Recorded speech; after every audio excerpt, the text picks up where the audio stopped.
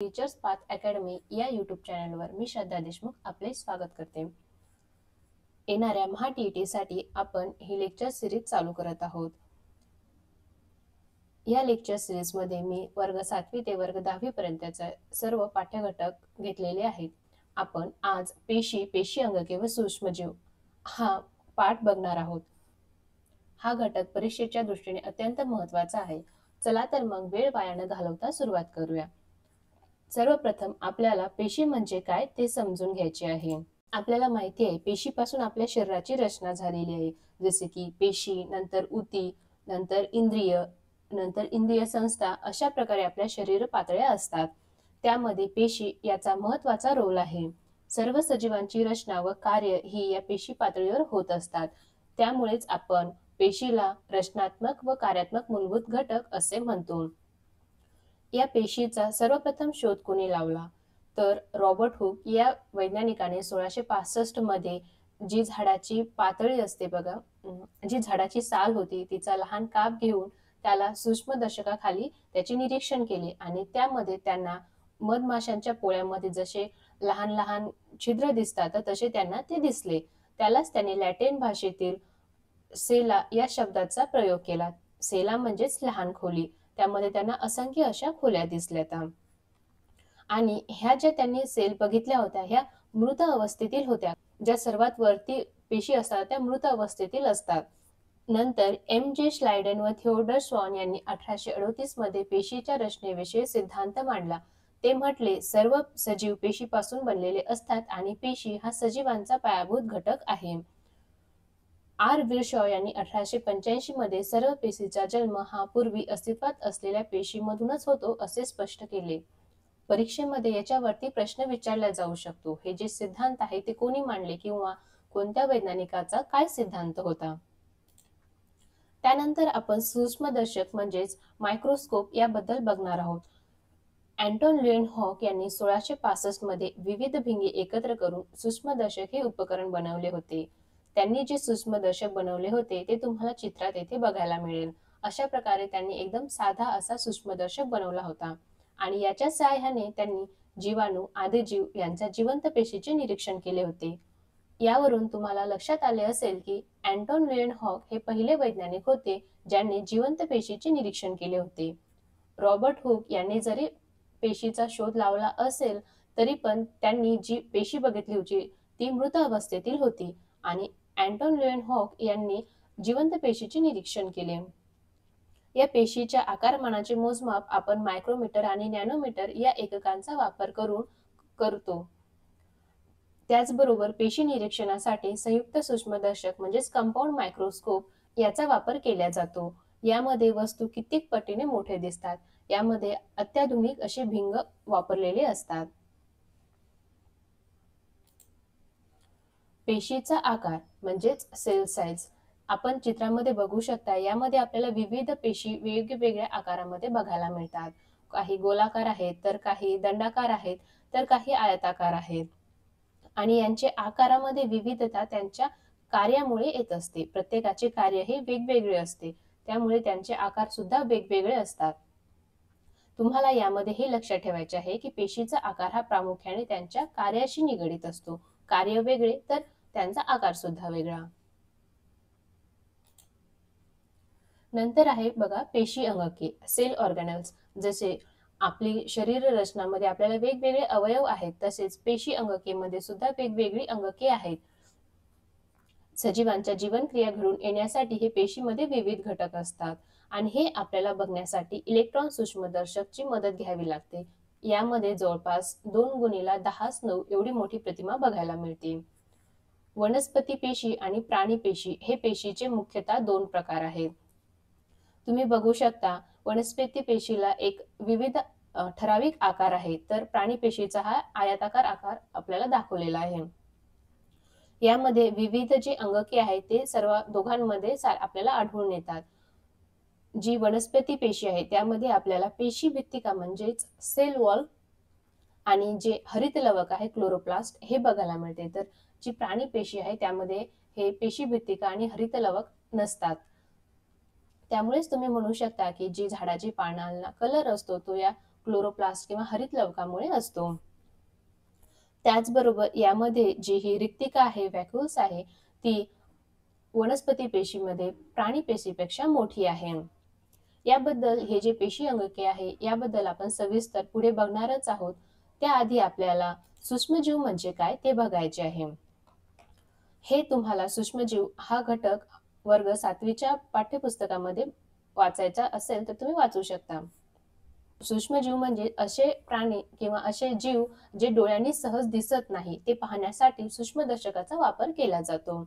त्यामुळे त्यांना आपण सूक्ष्मजीव म्हणतो. हे सूक्ष्मजीव कुठे आढळतात? हवा, पाणी, जमीन, अन्नपदार्थ, सांडपाणी, कचरा, वनस्पती, प्राणी व मानवी शरीर या सर्व ठिकाणी सूक्ष्मजीवांचा आढळ असतो. म्हणजे यावरून तुमच्या लक्षात येईल की सूक्ष्मजीव हे सर्वत्र आढळतात. काही सूक्ष्मजीव हे एकटे राहणारे असतात, जसे की अमिबा, पॅरामेशियम.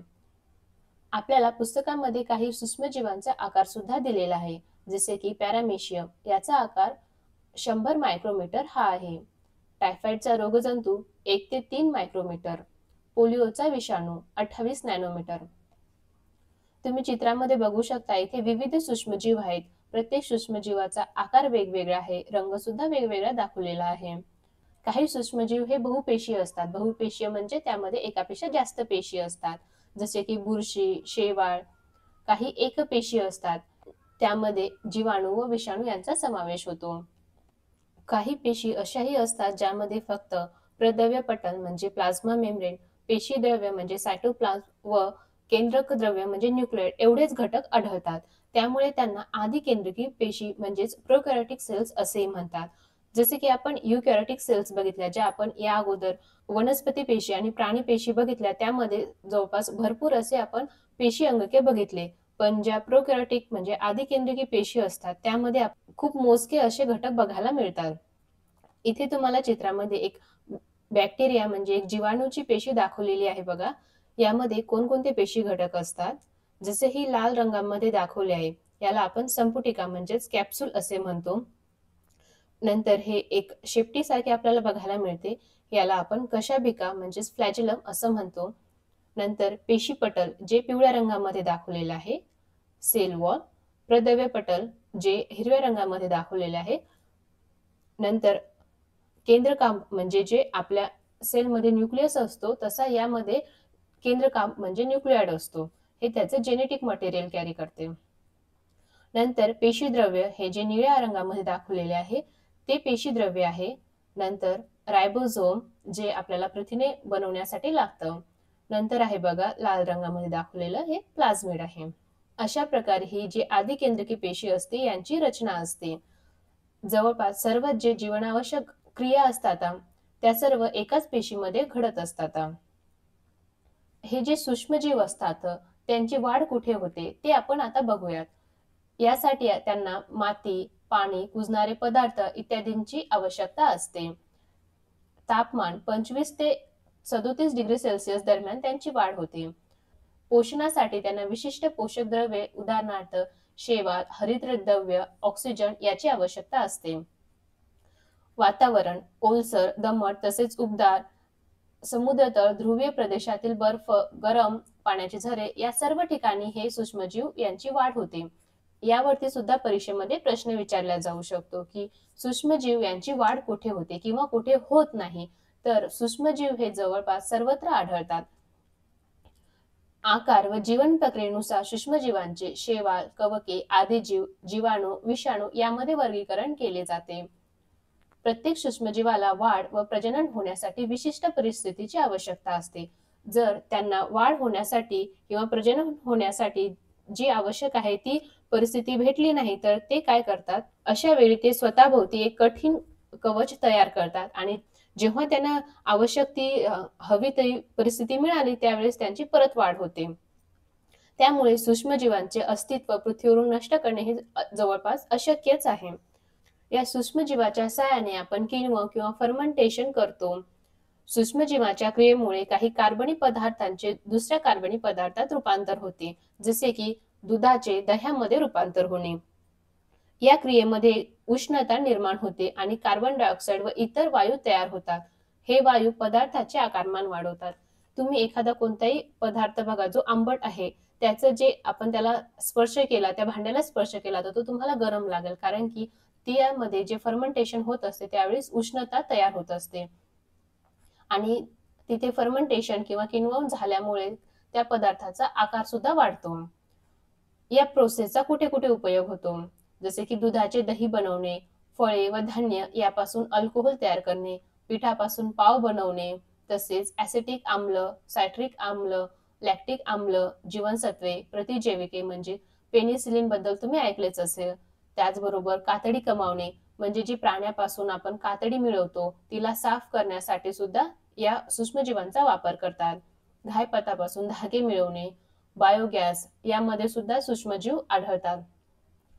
त्यामध्ये जैववायू व खत निर्मिती करण्यासाठी आपण सूक्ष्मजीवांचा वापर करत असतो. अशा प्रकारे आपल्याला विविध ठिकाणी सूक्ष्मजीवांचा वापर होत असतो. त्याचबरोबर काही सूक्ष्मजीव हे नुकसानदायकही असतात. त्याला आपण हार्मफुल मायक्रो ऑर्गॅनिझम असे म्हणतो किंवा अपायकारक सूक्ष्मजीव. अशा सूक्ष्मजीवांमुळे अन्न विषबाधा म्हणजे फूड पॉइझनिंग सुद्धा होते. आपण बघतो काही अन्न समजा आज बनवलेलं असेल आणि ते जर उद्या खायचं असेल, काही वेळा ते खराब होऊन जाते. अन्न हे जास्त काळ टिकत नाही कारण की त्यामध्ये जे सूक्ष्मजीवांची वाढ होते. स्वतःचे पोषण करण्यासाठी ते विषारी पदार्थ म्हणजे एन्टेरोटॉक्सिन्स बाहेर टाकतात आणि ते अन्नात मिसळतात. त्यामुळे अन्न दूषित होते आणि अशा अन्नाचे सेवन केल्यास आपल्याला उलट्या व जुलाब होतात. यालाच आपण फूड पॉइझनिंग असे म्हणतो. काही रोगकारक सूक्ष्मजीवही असतात, म्हणजे त्यामुळे आपल्याला विविध आजार होतात. दूषित पाण्यात तसेच शिळ्या, उघड्यावरील ज्यामध्ये माशा बसलेल्या आहेत, अशा अन्नात सूक्ष्मजीव आढळतात. त्यामुळे असे अन्न आपण खाल्ले तर आपल्याला आमांश, टायफॉइड, कॉलरा, कावीळ, गॅस्ट्रो असे अन्ननलिकेचे आजार होतात. श्वसन मार्गाचे रोग झालेल्या व्यक्तीच्या खोकण्यातून व शिंकण्यातून सूक्ष्मजीव हवेत मिसळतात. सर्दी, खोकला, घटसर्प, निमोनिया, क्षय यासारखे आजार होतात. डासांच्या दंशातून हिवताप म्हणजे मलेरिया, डेंग्यू, हत्तीरोग, पित्तज्वर, येलो फीवर किंवा चिकनगुनिया, झिका ताप इत्यादी आजार होतात. यामध्ये तुम्हाला सूक्ष्मजीवामुळे कोणकोणते रोग होतात आणि ते कशाद्वारे होतात हे माध्यम लक्षात ठेवायचे. हे तुम्हाला जोड्या लावाच्या फॉर्ममध्ये येऊ शकते किंवा MCQ मध्ये सुद्धा विचारल्या जाऊ शकते. येथे सूक्ष्मजीव हा घटक संपलेला आहे.